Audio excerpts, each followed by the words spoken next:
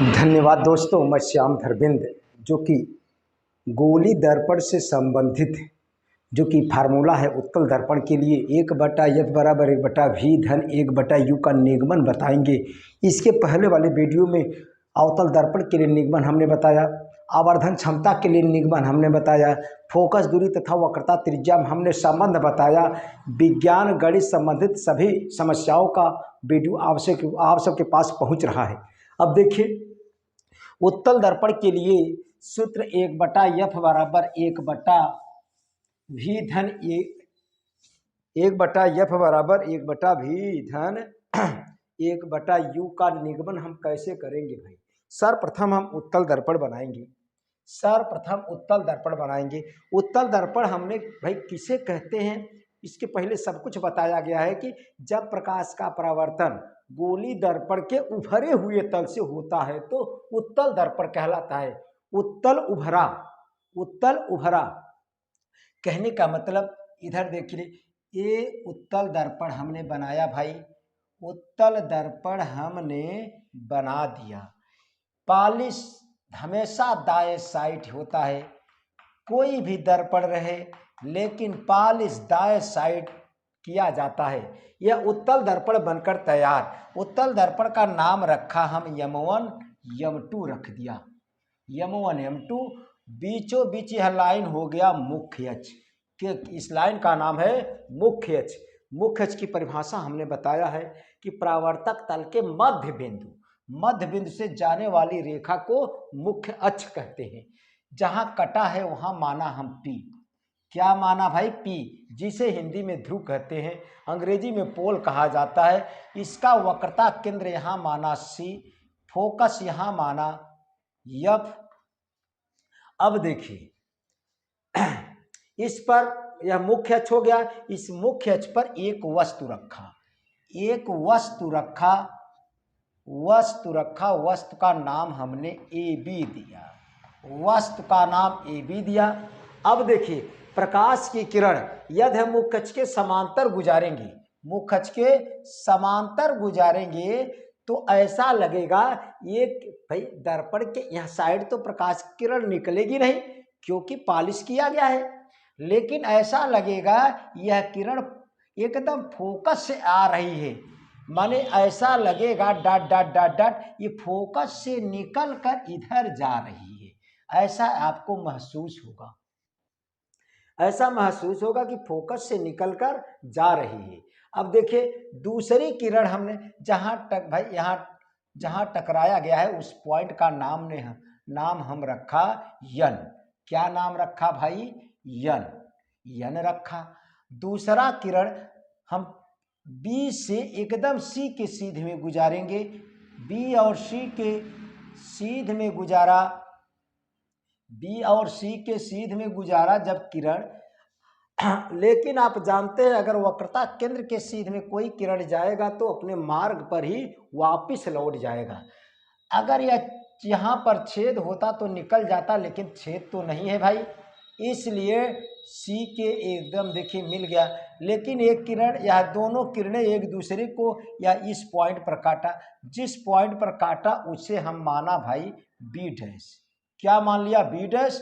और नीचे A'। जहां कटा है वहां B'। यह प्रतिबिंब हो गया है, आपका प्रतिबिंब बिल्कुल बनकर तैयार हो गया है।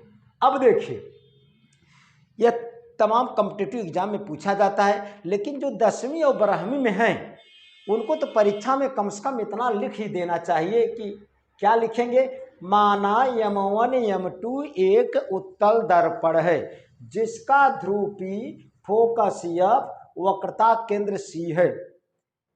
दर्पण के मुख्य अक्ष पर वस्तु AB है जिसका प्रतिबिंब A', B' प्राप्त हुआ है। इतना ही लिखना है, ज्यादा नहीं लिखना है। क्या लिखेंगे भाई? फिर सुन लीजिए, यहां पर आपको लिख देना है, माना M1 M2 एक उत्तल दर्पण है। लिखिए भाई, माना M1 M2 एक उत्तल दर्पण है जिसका ध्रुव P, फोकस F, वक्रता केंद्र C है, जिसके मुख्य अक्ष पर वस्तु, यह वस्तु है, जिसके मुख्य अक्ष भाई मुख्य अक्ष पर वस्तु ए बी स्थित है, जिसका प्रतिबिंब ए डैश बी डैश प्राप्त हुआ है। बस इतना तो यह प्रतिबिंब है। यह क्या है भाई? प्रतिबिंब है। प्रतिबिंब ए डैश बी डैश प्राप्त हुआ है, इतना आप लिखेंगे। यदि निगमन आ गया तो अब देखिए इसका निगमन कैसे करेंगे। इतना आपको लिखना है। कितना? जितना हमने बताया। माना यम1 यम2 माना यम1 यम2 एक उत्तल दर्पण है। एक उत्तल दर्पण है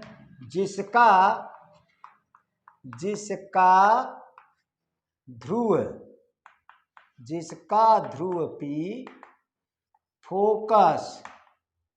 फोकस भाई फोकस F, वक्रता केंद्र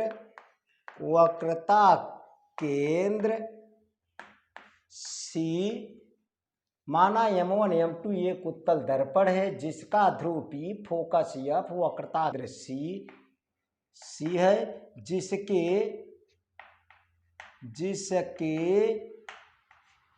मुख्य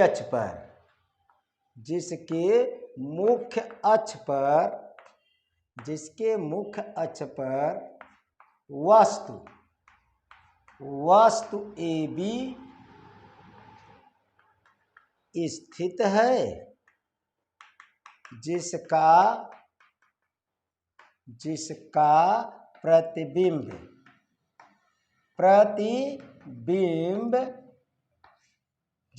प्रतिबिंब A डैश B डैश प्राप्त हुआ है। देखिए इतना आपको निगमन यदि आप कर रहे हैं तो इतना आपको लिख देना है। इसके बाद क्या करेंगे? अब देखिए त्रिभुज ABC और त्रिभुज A dash B dash C एक दूसरे के समरूप हैं। कैसे भाई? क्यों समरूप हैं? देखिए इसमें यह 90 अंश हुआ, इसमें यह 90 अंश हुआ। त्रिभुज ABC और त्रिभुज A dash B dash C में और यह वाला कोण दोनों के लिए कॉमन होगा। जब किसी भी त्रिभुज के दो संगत कोण बराबर हों, यदि किसी भी त्रिभुज के संगत कोण बराबर होते हैं तो त्रिभुज समरूप कहलाते हैं। यह थेल्स का प्रमेय है। अब देखिए, अब त्रिभुज ABC तथा त्रिभुज A dash B dash C, देखिए दोनों त्रिभुज में संगत कोण बराबर है तो ये दोनों त्रिभुज क्या कहलाएंगे? समरूप। अब त्रिभुज ABC समरूप है त्रिभुज A dash B dash C। जब समरूप है तो संगत भुजाएं अनुपातिक होती हैं। यह थेल्स का प्रमेय है। यह समरूप क्यों हुआ? हमने बताया, यह इसमें 90 अंश है, वस्तु है सीधा खड़ा है, यह प्रतिबिंब है, यहाँ 90 अंश, और कोण C दोनों त्रिभुज के लिए कॉमन कोण है, तो तीसरा ऑलरेडी कोण बराबर होगा, तीसरा कोण त्रिभुज का। इसीलिए दोनों त्रिभुज के संगत कोण बराबर है तो दोनों त्रिभुज समरूप कहलाते हैं तो उनकी संगत भुजाएं अनुपातिक होगा। संगत का मतलब जैसे यह त्रिभुज के AB वहाँ त्रिभुज के A डैश B डैश। अब देखिए इस त्रिभुज का आधार AC, त्रिभुज ABC तक है, आधार AC, इनका आधार AC। इसी त्रिभुज का भुजा AB है ऊपर रखा, इसी त्रिभुज का भुजा AC है ऊपर रखा। जैसन इसमें रखेंगे तैसन इसमें रखेंगे। अब देखिए संगत भुजाएं अनुपातिक होता है ना भाई, संगत लेना है आपको। अब देखिए इनका आधार लिया तब छोटे वाले त्रिभुज का आधार लेंगे A डैश C समीकरण नंबर 1 हुआ। तथा अब देखिए त्रिभुज, अब देखिए यहां से N से अगर लंब डालेंगे, यन से लंब डाला, मुख्य अक्ष पर देख रहे हैं आप सब, यह पॉइंट यम पर मिला। कहाँ मिला भाई? यम पर मिला। जब यम पर मिला, अब देखिए त्रिभुज यम यन यफ, देखिए तथा त्रिभुज यम यन यफ समरूप होगा त्रिभुज ए डैश बी डैश यफ के। त्रिभुज ए डैश बी डैश यफ के समरूप होगा। क्यों होगा? एकदम पहले त्रिभुज भाई जैसे हमने पहला बताया वैसे। अब देखिए इसमें यह 90 अंश और इसमें भी यह 90 अंश, इसमें कोण यफ दोनों के लिए भाई समान है। कोण यफ जैसे कोण यम यफ यन बराबर कोण ए डैश यफ बी डैश आपस में बराबर है, इसीलिए समरूप कहा जाता है। यदि किसी भी दो त्रिभुज के संगत कोण बराबर हो तो दोनों त्रिभुज समरूप कहलाते हैं। समरूप का मतलब यही, जब समरूप है तो उनकी संगत भुजाएं अनुपातिक होगा। अनुपातिक होगा, अनुपातिक का मतलब इस त्रिभुज का लंब बटे अगले त्रिभुज का लंब, चाहे जवन भुजा लें लेकिन संगत लें। लेकिन संगत, अगर इस त्रिभुज का ऊंचाई ले रहे हैं तो इस त्रिभुज का ऊंचाई लें, इस त्रिभुज का आधार ले रहे हैं तो इस त्रिभुज का आधार लें, इस त्रिभुज का कर्ण ले रहे हैं तो इस त्रिभुज का कर्ण लें। संगत का मतलब है यम यन यफ। अब देखिए इनका यम यन सीधा लंब है। यम यन छोट भाई इस त्रिभुज का देखिए ए डैश बी डैश लंब है। यम यन बटा ए डैश बी डैश बराबर इनका आधार देखिए यम यफ। यम यफ इस त्रिभुज का भुजा ऊपर भाई रख रहे हैं तो हमेशा रखेंगे यम यफ। यम यफ अब छोटे वाले त्रिभुज देखिए, छोटे वाले त्रिभुज का ए डैश यफ, ए डैश यफ, ए डैश यफ। अब चूंकि आप देखेंगे चूंकि यमयन बराबर ए बी, देखिए यमयन और ए बी आपस में बराबर है। क्यों? यह समांतर है, इसीलिए यमयन, क्योंकि देखिए ए बी, देखिए यम बी एन और यह मुख्य अक्ष एकदम समांतर है। समांतर है तो ए बी और यमयन भी बराबर होगा। यमयन बराबर ए बी, यमयन बराबर ए बी, यमयन की जगह ए बी रखा और ए डैश बी डैश बराबर यम एफ अपने जगह है भाई, नीचे ए डैश एफ। समीकरण नंबर 2। अब आप देखिए समीकरण 1-2 से, समीकरण 1-2 से, समीकरण 1-2 से देखेंगे बायां पक्ष बराबर है तो हम दायां पक्ष बराबर कर देंगे। अगर बायां पक्ष बराबर भी तो भाई दायां पक्ष बराबर होगा। दायां पक्ष में ए सी है, इसमें ए सी बटे ए डैश सी और इसमें यम एफ बटे ए डैश यम, यम एफ बटे ए डैश एफ। अब देखिए यम एफ किसी की दूरी नहीं हो सकती है। हमेशा आप जानते हैं कि दर्पण के ध्रुव से वस्तु की दूरी के यू से दर्शाया जाता है, दर्पण के ध्रुव से प्रतिबिंब की दूरी के वी से दर्शाया जाता है, दर्पण के ध्रुव से फोकस के बीच भाई फोकस के दूरी के यफ से दर्शाया जाता है, दर्पण के ध्रुव से सी के बीच की दूरी को आर से दर्शाया जाता है। चिन्हों के नियमानुसार से बाएं कहती भाई ऋणात्मक, दाएं कहती धनात्मक, ऊपर धनात्मक नीचे ऋणात्मक लिया जाता है। अब देखिए लेकिन यम एफ किसी का उपयोग नहीं, यम एफ बीच में है। देखिए यम एफ भाई यम एफ ध्रुव पर नहीं है, लेकिन वैज्ञानिकों ने यह बताया यम पी के बहुत निकट होगा, पी पर लिया जाएगा। कब? यदि दर्पण का द्वारक छोटा हो तो। यदि दर्पण माने दर्पण का द्वारक इस सिस्टम बहुत छोटा रहे तो यम वाला पी पर आ जाएगा। कहने का मतलब यह है यदि दर्पण का द्वारक छोटा हो तो यम पी के बहुत निकट होगा। देखिए लिख दे रहे हैं यदि दर्पण का यदि दर्पण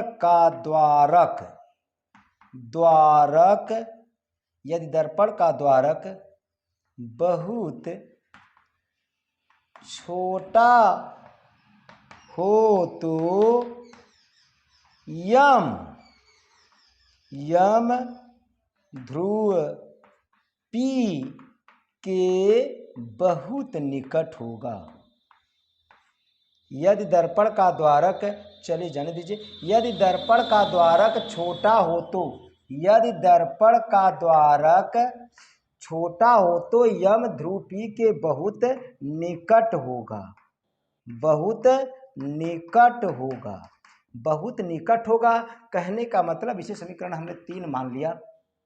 देखिए बहुत निकट होगा, जब निकट होगा यानी कि यम P पर आ जाएगा, यम P पर आ जाएगा यानी कि यम एफ बराबर PF, यम एफ बराबर PF। क्यों? यदि दर्पण का द्वारक छोटा हो तो यम लगभग P पर लिया जाता है, जब P पर आ जाएगा तो यम एफ और PF बराबर होगा। यही बात लिखा गया है। यदि दर्पण का द्वारक, यदि दर्पण का द्वारक छोटा हो तो यम ध्रुव P के बहुत निकट होगा। देखिए तब इसलिए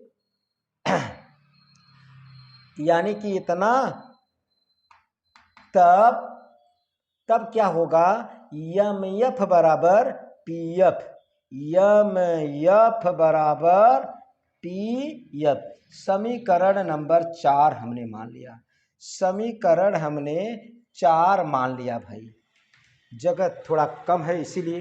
देखिए यदि दर्पण का द्वारक छोटा हो तो यम ध्रुव के P के बहुत निकट होगा, यम एफ बराबर भाई यम एफ बराबर PF।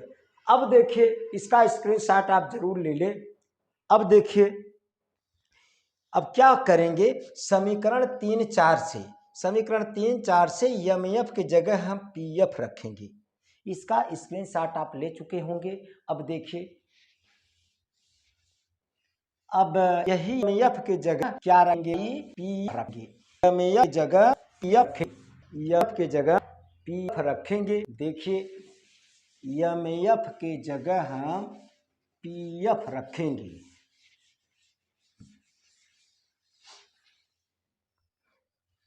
ये वस्तु लिखा गया है, देखिए इसका यम एफ की जगह PF इसमें रखेंगे, यानी कि समीकरण 4 से यम एफ का मान समीकरण 3 में रखने पर आप कितना केवल लिख दीजिए, समीकरण 3-4 से, यानी समीकरण 3-4 से यम एफ की जगह PF रखना है तो AC बटा A डैश सी वैसे उतारना है,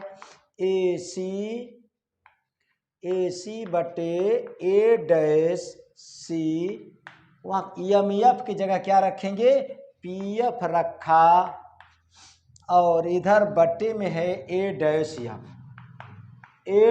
एफ। किसी को कोई दिक्कत नहीं आना चाहिए, हमने रख दिया भाई, हमने रख दिया। अब देखिए अब रख दिया, अब हमें संबंध दिखाना है, कैसे आएगा भाई, आएगा, धीरज बनाइए आप सब। देखिए अब AC को हम लिख सकते हैं PA धन PC।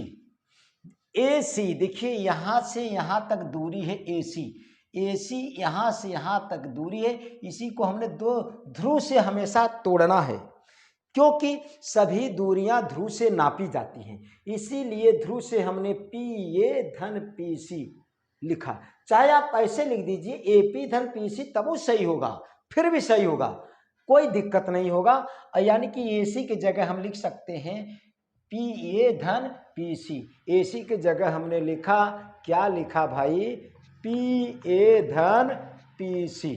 अब देखिए A डैश सी यहाँ पर है, A डैश सी को हम लिख सकते हैं। देखिए A डैश सी, अगर PC में से PA डैश निकाल देंगे तो A डैश सी भाई आएगा। A डैश सी देख लीजिए, A डैश सी कब आएगा, यदि हम PC में से PA डैश निकालेंगे, यानी कि PC में से PA डैश निकालेंगे, PA डैश निकालेंगे, PA डैश। देखिए A डैश सी कब आएगा भाई, अगर PC में से PA डैश निकालेंगे तब। अब देखिए बराबर के इस साइड PF, पी और एफ के बीच की दूरी को फोकस दूरी कहते हैं, इसे चेंज करने की आवश्यकता नहीं है। अब ए डैश एफ को देखिए हम कुछ नहीं लिख सकते हैं, इसीलिए ए डैश एफ को हम लिख सकते हैं पी एफ में से पी ए डैश घटाएंगे।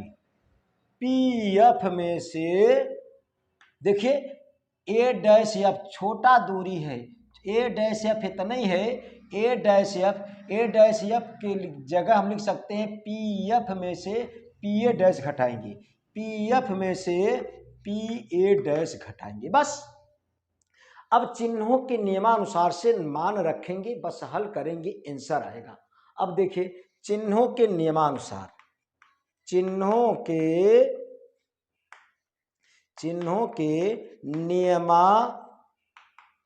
नियमानुसार, चिन्हों के नियमानुसार का मतलब यदि दर्पण के ध्रुव के बाएं कहती है दूरियां भाई ऋणात्मक, दाएं कहती दूरी धनात्मक, ऊपर लिया जाता है किसी चीज वस्तु या भाई प्रतिबिंब की धनात्मक, नीचे ली जाती है तो ऋणात्मक। अब देखिए पी ए पहले हम जानेंगे भाई पी ए क्या है। पी देखिए पी और ए क्या है, वह वस्तु है। पी और ए वस्तु के बीच की दूरी है। पी और ए क्या है, ध्रुव, देखिए वस्तु के बीच की दूरी है। हमेशा वस्तु के भाई वस्तु के बीच की दूरी, वस्तु के भाई दर्पण के ध्रुव से वस्तु के बीच की दूरी को यू से दर्शाया जाता है, यू से दर्शाया जाता है। यह बाएं साइड है इसलिए माइनस यू, इसलिए माइनस यू। पी ए की जगह भाई इतना रखेंगे, इसे समीकरण हमने 5 मान लिया भाई। अब देखिए पी ए की जगह हमें इतना रख देना है। अब देखिए अब पी सी देख ले रहे हैं क्या है भाई, पी सी देखिए पी और सी दाएं कहती है, पी सी क्या है, दाएं कहती है। ध्रुव और वक्रता केंद्र के बीच की दूरी को वक्रता त्रिज्या कहते हैं। ध्रुव और वक्रता केंद्र के बीच की दूरी को वक्रता त्रिज्या कहते हैं। इस पी सी को हम आर, भाई वक्रता त्रिज्या को आर से दर्शाया जाता है। दाएं साइड है पी सी बराबर प्लस आर होगा, क्या होगा, प्लस आर होगा, प्लस आर। और चूंकि आप जानते हैं एफ बराबर क्या होता है, R by two, R by two होता है। अब देखिए हमें तो आर की जरूरत नहीं, क्यों जरूरत नहीं, हमें सूत्र का निगमन करना है भाई, यू वी एफ में संबंध निकालना है। अब देखिए इसलिए त्रियक गुणा करेंगे, यहां पर आएगा आर बराबर 2f, आर बराबर 2f। आर की जगह हम रखेंगे क्या, 2f, यानी कि पीसी का मान निकला। अब पी ए डैश देखिए, पी ए डैश क्या है भाई, पी ए डैश देखिए पी ए डैश, पी और ए डैश प्रतिबिंब के बीच की दूरी है। पी ए डैश क्या है, प्रतिबिंब के बीच की दूरी, प्रतिबिंब के बीच की दूरी को हमेशा v से दर्शाया जाता है और दाएं कहती है इसलिए प्लस में लिया जाएगा। P A dash plus V होगा, प्लस वी होगा, क्यों होगा, प्रतिबिंब के बीच की दूरी, दर्पण के ध्रुव और प्रतिबिंब के बीच की दूरी को v से दर्शाया जाता है, दाएं साइड है इसलिए प्लस। अब देखिए पी ए डैश का मान निकला। अब पी एफ देख लीजिए, पी एफ देखिए ध्रुव और फोकस के बीच की दूरी है। पी एफ ध्रुव और फोकस के बीच की दूरी को एफ से दर्शाया जाता है और दाएं कहती है इसलिए प्लस एफ हुआ। अब देखिए पी एफ की जगह हम लिख देंगे, पी ए डैश का मान हम निकाल चुके हैं। अब इन मानों का भाई, इन मानों को समीकरण 4 में रखने पर, 5 में रखने पर, I'm सॉरी, अब समीकरण 5 से, अब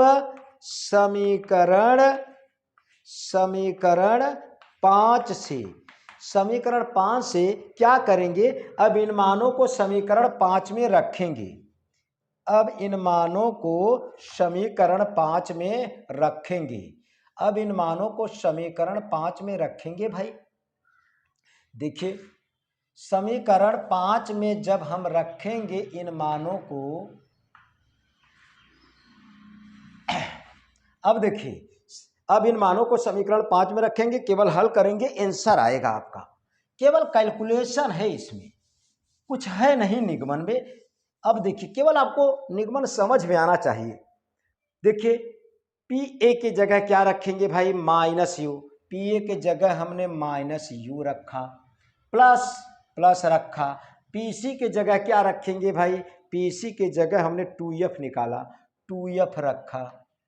देखिए पी सी के जगह 2 बटे में पी सी की जगह 2f रखेंगे। अब माइनस है तो माइनस किया, पी ए डैश की जगह क्या रखेंगे, भी रखेंगे, भी रखेंगे। प्लस भी का मतलब वही प्लस माइनस से माइनस, यानी कि भी रखेंगे। इसके बाद यहाँ साइड का सेवा समाप्त, तभी साइड का पी एफ का मतलब यफ रखेंगे, क्या रखेंगे, यफ रखेंगे। उसके बाद पी एफ के जगह क्या रखेंगे, यफ रखेंगे, माइनस पी ए डैश का मान भी है, यानी कि माइनस भी रखेंगे, किसी को दिक्कत नहीं होना चाहिए। अब यही इसी को हल करेंगे, आपका आंसर आएगा। देखिए तिर्यक गुणा करेंगे, एफ माइनस भी का इधर, इनका इधर। जब इनका इधर गुणा करेंगे, पहले एफ का दोनों में गुणा कर दे, उसके बाद माइनस भी का दोनों में गुणा कर दे हम। देखिए एफ का गुणा इसमें करेंगे माइनस एफ यू। अब एफ का इसमें हो गया, एफ का इसमें गुणा करेंगे तो यहाँ पर प्लस है, प्लस का प्लस में प्लस, एफ का 2f में 2f स्क्वायर होगा। एफ का दोनों में हो गया। अब माइनस भी का करेंगे, इसमें माइनस माइनस से प्लस हो जाएगा, u और v, u आएगा और v आएगा। देखिए माइनस भी का इसमें माइनस माइनस से प्लस, u और v। अब माइनस भी का इसमें देखिए माइनस प्लस से माइनस, अब v का इसमें तो कितना आ जाएगा, 2f v होगा।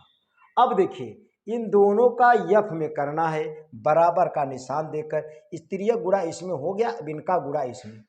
जब इसका 2f का इसमें गुणा करेंगे तो आएगा 2f स्क्वायर। अब 2f का हो गया इसमें, अब माइनस भी का इसमें कर दें, तब माइनस एफ भी, बस गुणा हो गया।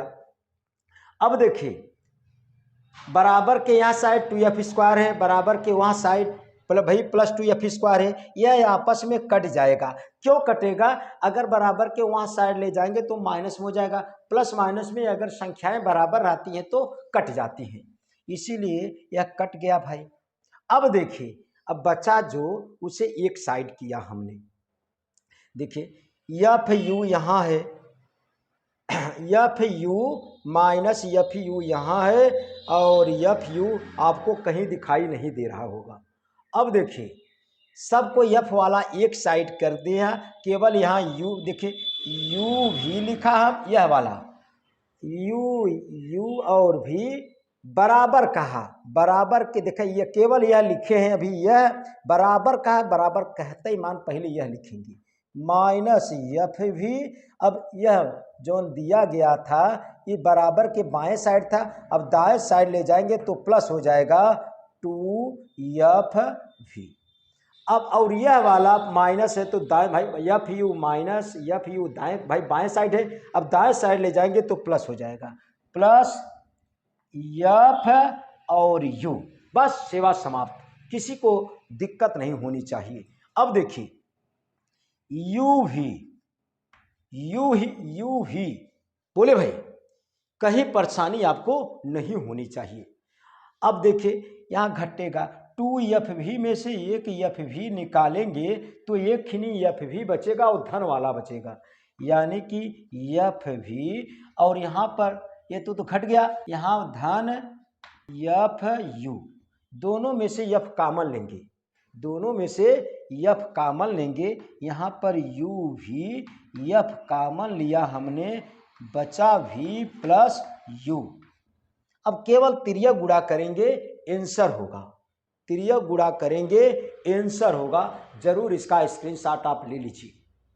अब केवल तिर्यक गुणा करेंगे आंसर होगा। अब देखिए चलिए यही दिखा देते हैं आपको, देखिए इधर ये या यही दिखा दे रहे हैं। देखिए क्या करेंगे, अब एफ का इधर गुणा करेंगे और यू ही का इसके बटे होगा।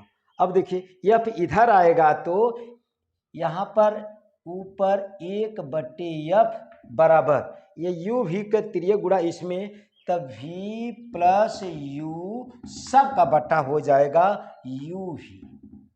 बोले भाई, अब अलग अलग करेंगे बस आंसर हो जाएगा।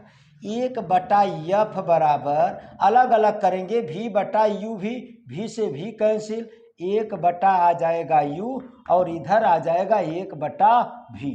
यही हमें सिद्ध करना था।